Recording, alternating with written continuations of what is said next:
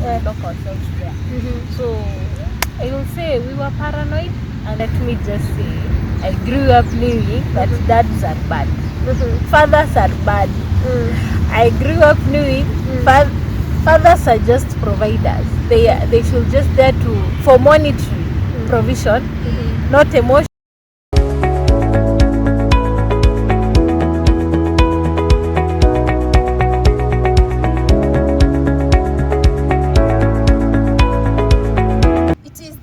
Of every child to grow up with both parents, but some are not privileged to have such. And this is the story of Trina, and you are watching Inspire 7 with Miss Unice. So Trina, welcome to Miss Unice's channel. This is Inspire 7 show where we motivate, inspire, and be the voice of the voiceless in our society. My name is Tessy Nyamai. I am a fourth born in a family of 6 siblings, where we have one brother. We were born and raised in Nairobi, and today I am happy to be here to share my story. Thank you for having me, Charlie. Karibu sana. So Trina, how is it having 6 siblings and growing up with them? Oh, it's nice.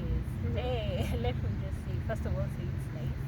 You feel like you're many, you share responsibilities, you're never bored.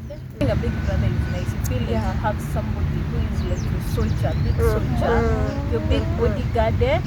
You have somebody who you look up to. We have, I call him our SI unit of morals. Wow. We know this, we can do this, and we can't do this because he doesn't do this. Wow. You see, so growing up, we had a very different childhood setup. Our mother was our mother, and our mother was our father. Does that make sense? Our mother is the father, and our father is our mother is our mother, and she is still the father. Okay, by saying that, I mean in terms of your emotions. Yes, you see. My mom was always there. She has always been there, father role and the father role. You see, children when growing up, you have parents. There are things you talk to dad. There is how you feel some type of way with your dad. There is how you feel some type of way with your mom. But my mom was good. Okay, so is it that your mom divorced with your dad, or what happened so that you can be, so that your mom can play both roles? Let me rope you in about our story. While we were growing up, my dad is a chef by profession. So, and he used to, he was good at what he did. That I give him the hand. So he used to work outside the country most of the time. And you find that 90% of the time he will be working, and he will only come back 3 weeks. And those 3 weeks were not good 3 weeks. They were chaotic 3 weeks. You understand? So it was better the way he was not there than when he was here. So tell me, you're talking about chaotic. How was it? Can you tell us more about that? Like, how chaotic was it? Because I believe, you have missed your dad. He has come home, and you want to feel, my dad is there. We will go to the malls. We will go and play.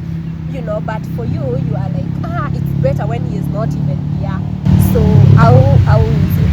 Yes. He used to, you see, my dad is somebody who looks for something small to blow you out of proportion. In other words, he's petty. For example, right now, you talk to him in a certain way. He's like, this is what your mama taught you while I was away, and then it projects from us to mom. And then that is where it turns left every time. This is what you have been doing all this time that I have not been around. This is what your mother has been teaching you. It shifts from us to mom. You see, so it was like everything small used to blow out.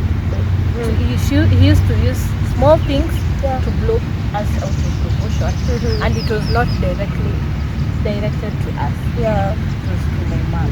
You get? So you find that out of that, it will translate to fights. fights used to beat my mom for things that didn't make sense actually. Even I remember I was in class 1. Yeah. Class 1. And now there is someone who is fighting your mom. In class 1, I can remember this one night. My what is her name? My sister, now the one I'm following. She was young. She was in class 8. Class 8, class 7, if I am not wrong. I was in class 1. So my dad was around. She asked, we are doing geometry tomorrow. We are starting on geometry. I need a geometrical set. This set translated to Yani. She started throwing bad words, and then after that it was fight, and then by the time you know it, you have attracted neighbors. They are not talking, but they are peeping through the window.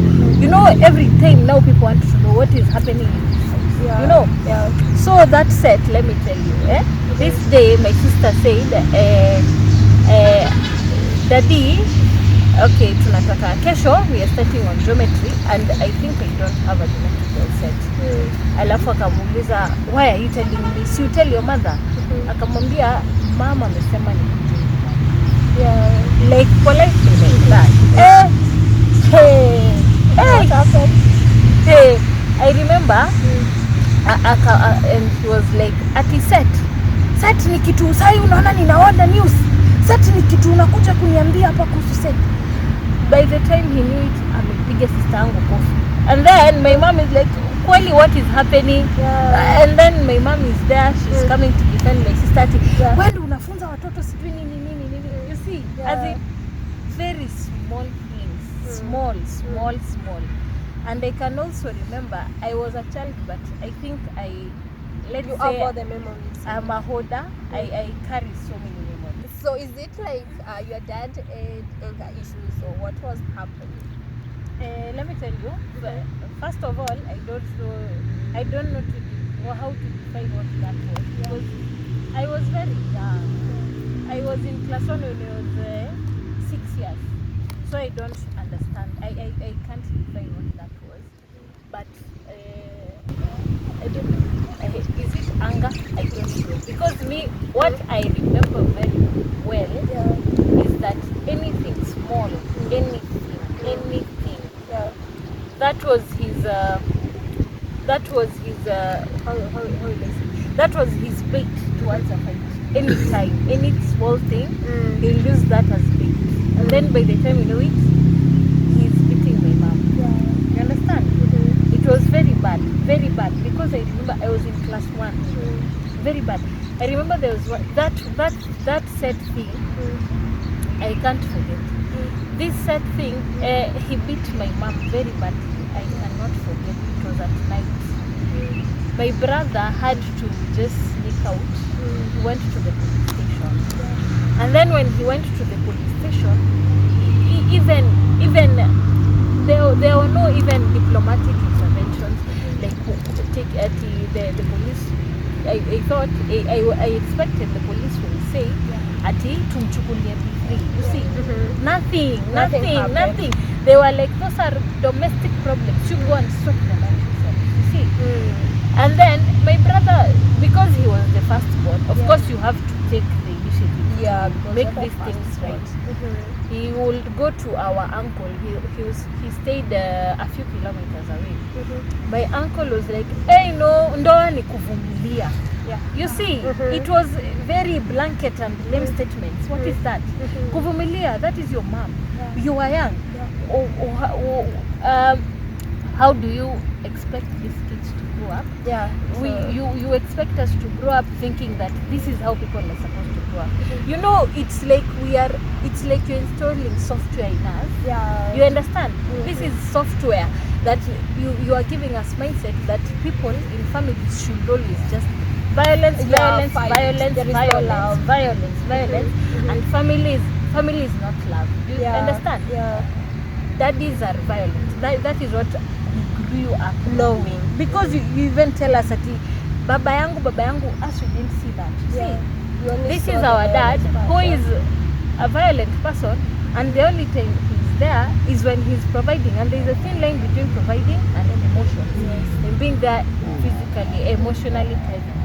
You first of all, you see, when you're growing up like that, we're like softwares. You're installing this mindset in us, and at any time softwares update.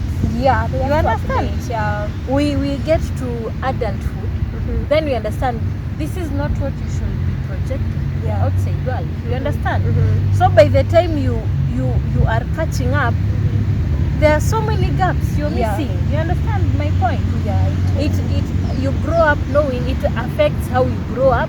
It affects your mindset, how you look at men, how you look at people, how you look at family. I mean, you understand my point? And so at that point, how I believe your sisters were there. How did it affect your sisters before we come to your part, where how it affected you, seeing your mom being beaten up, and she's both the father and the mother. Let me say, we were all in paranoid mode. If that makes any sense. We were always in fear because we knew this is a lifestyle, first of all. Yes. So whenever you will see some signs of it starting, we used to go to our bedroom and lock ourselves there. So I will say we were paranoid, and the way we used to take it in, we'll go to the bedroom, we'll sit there. Even if they'll take their 5 hours, we'll sit for those 5 hours until they finish. And that time you are seated there and your mother is being beaten up. So what can we do? And where's your brother at that point? They couldn't help. Our story is complicated. Now let me tell you. My brother and my dad, never. There was no bond. There is nothing like bond. Father-son bond, never. Because you see, my brother, there is something special about moms and sons. Yes. My brother was always against how my dad he will be the one to go there and say, "Apana, mbona unafanya hivi?" And the minute he's saying that, my dad is also beating him. See, he's defending himself, and most of the time my brother was against. So he will just sit us in the bedroom. Sometimes he's there. He was playing both parts. He was there to defend our mother. Even for a fact, let me tell you, even if somebody has wronged you, no matter how bad, violence should never be a solution. Beating somebody should never be a solution. Even if they have, I don't know, even if you should learn to contain your anger. Hurting somebody physically, I mean, that is wrong. Even if my mom was wrong, you don't react with violence, with physical beating. What is that? Wrong. It is. If you ask me, against that. So Trina, tell me how did that affect you as a child growing up? How did that affect you?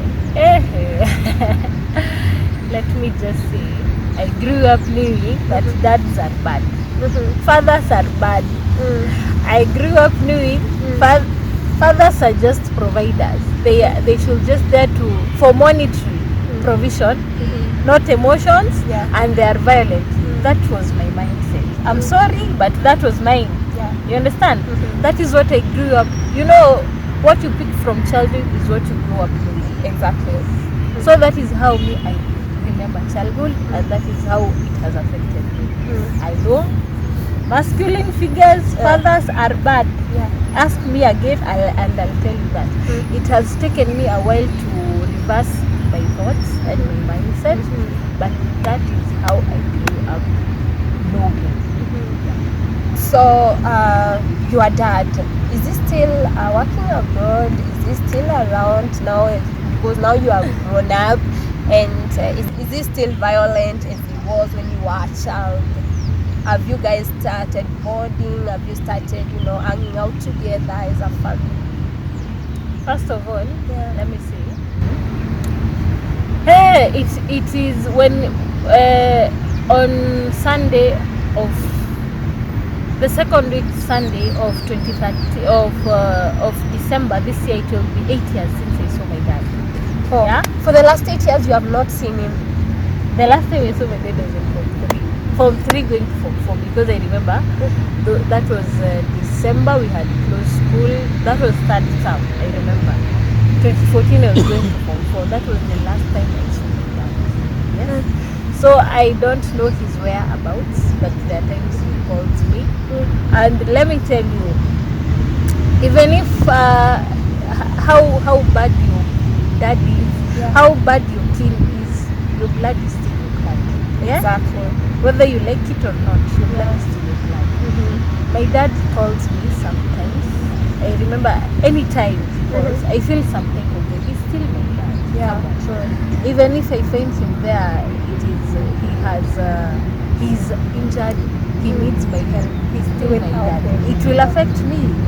He's my dad. You see, we have not talked. I don't know if he's still violent. I don't know where he is. For the safety of everyone's sanity, Yes. My mom and my dad separated.